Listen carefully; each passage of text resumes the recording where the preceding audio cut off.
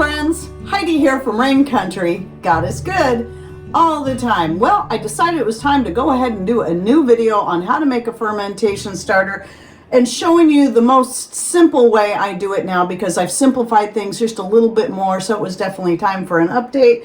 Talk about why I make it, how to use it, how to refresh it, and more. So let's get to this. So first of all, let me explain that the fermentation starter, while it wasn't my idea to begin with, because the whole idea came from making a ginger bug, which is making a fermentation starter using chopped ginger root with the skin left on, a little sugar and a little water. But because fresh organic ginger is so expensive to buy at the store and not always available around here, years ago I decided, why not mess around and see if I can't make a fermentation starter out of anything.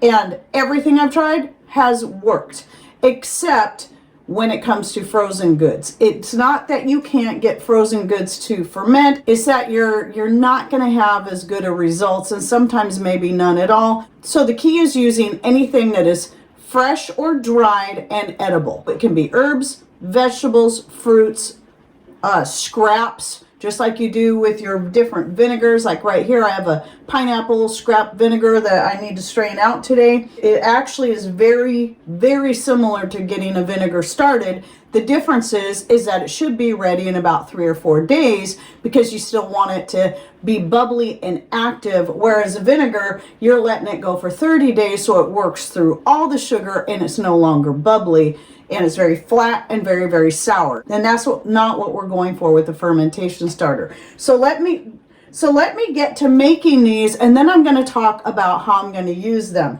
Now, first of all, I do have one here. It's I don't know if you can see the bubbles in there, but this one I just pulled out of the fridge. It's actually a combination of fresh ginger root and dandelion flowers from last year. This thing was a year old. It's actually been going for longer than that, but usually once a year I'll refresh my starters and then just keep them going, because that's a great thing about these things.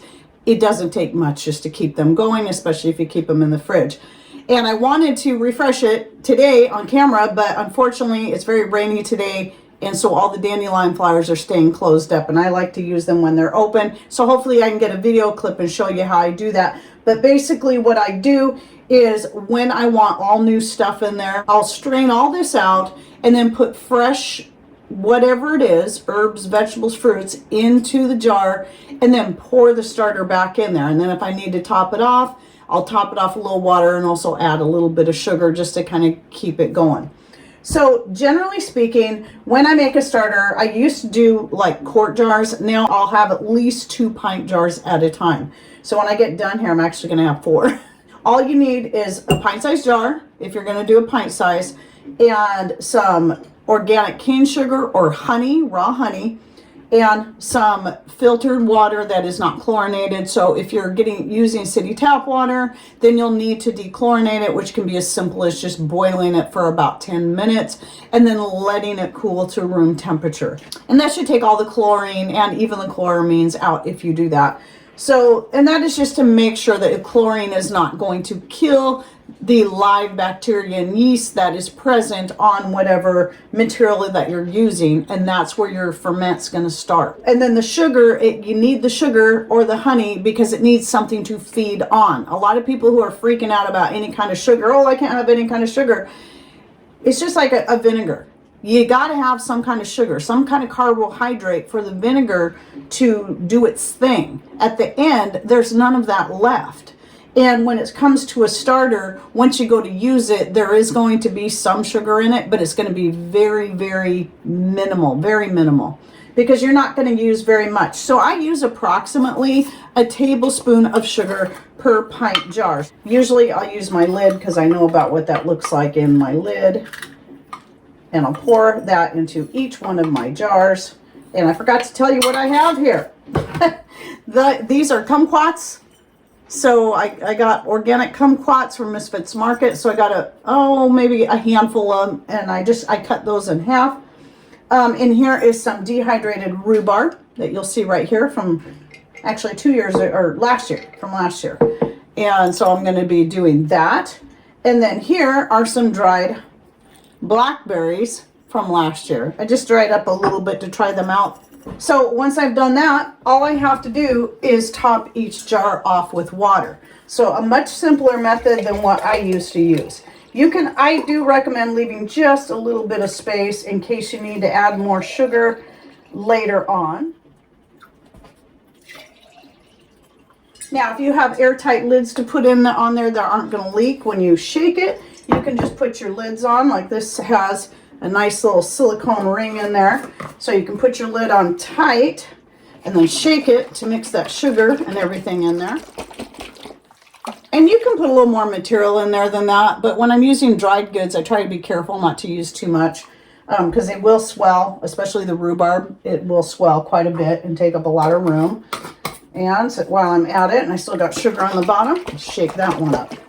Again, these are just examples. I've made fermentation starters out of so many different things. I've used red clover, I've used sliced apples, I've used just plain old citrus peels, and anything that is edible and it's either fresh or dried, dehydrated, so not frozen. Then at this point, all you have to do is leave it on your counter for 3 to 4 days and just keep checking it. You might want to stir it up. And if you don't see any action by day 3, just add maybe a teaspoon of sugar, so a lot smaller, about 1/3 of the amount you saw me add, and then mix it up really good, and then just watch it. So typically 3 to 4 days. It can take longer.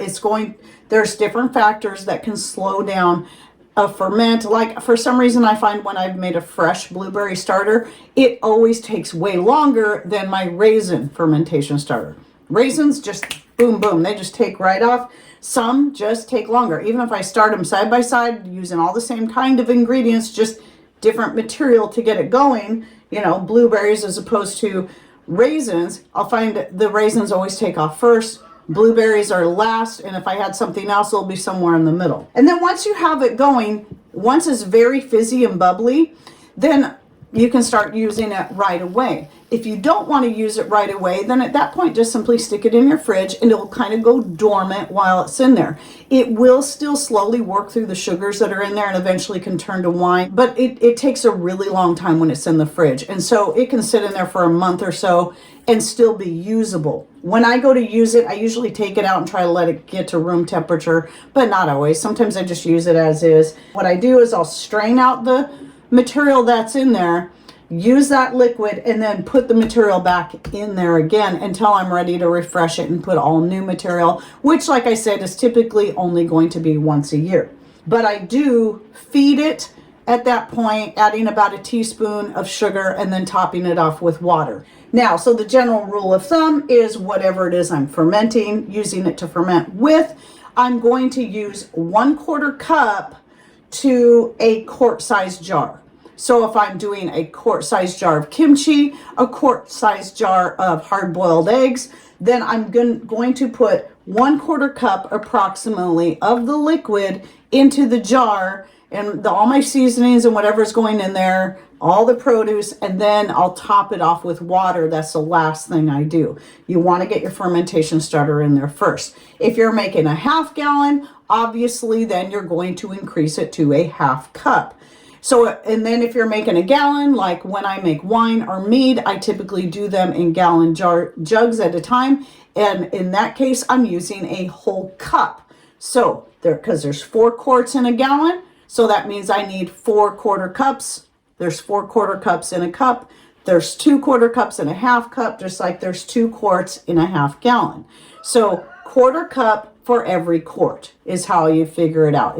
It's really pretty simple. So then all the things you can use it on, well, I've already mentioned a few. I use it as a starter for wine and mead. I have never ever bought any kind of store-bought wine yeast or anything like that. I've always just used my own starter. I've used it to ferment garlic and chopped onions just so I can have them stay fresh in the fridge for use, and I just take them out and throw them in whatever I'm cooking. I fermented snow peas. I fermented pickles. Instead of like doing a vinegar pickle, I've done just fermented, sliced cucumbers with different spices in there and fermented those. I've also made cucumber kimchi using this. There is a little bit of difference because of the flavors and the spices added.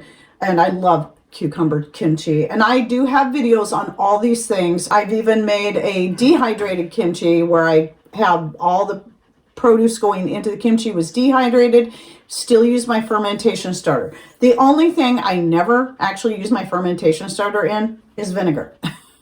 Because the whole process is basically the same. You got your sugar, your water, your produce, and then you let it sit and you let it bubble. It's just with vinegar because it takes longer. You want to, and you keep a cloth over it. You want to keep stirring it every day because it's the oxygen exposure that will turn this to vinegar. So that's why I keep a cloth over it, where other things like wine and mead, you're going to put an airlock on it because you don't want oxygen in there, because you don't want it to turn to vinegar. Now these, I used to always put a cloth cover over it because it's only sitting for a few days and I don't want it to turn to vinegar anyway, I just put a snug fitting lid.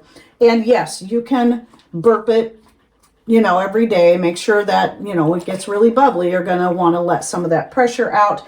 You can even just put the lid on slightly loose, and just so you don't have to worry about too much pressure building up in there. And a few other things I've used my fermentation starter for on quite a number of occasions. I've used it to make bread. So instead of using dry yeast, I've used this. It is a longer process, and I do have a video on that.